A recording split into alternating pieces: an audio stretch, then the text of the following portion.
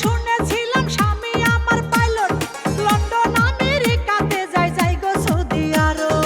10 গুণে বিমান ওড়াই যাই না রাইখো তুমি, অল্প দিনের মাঝে আমরা হইয়া যাইব ধনী।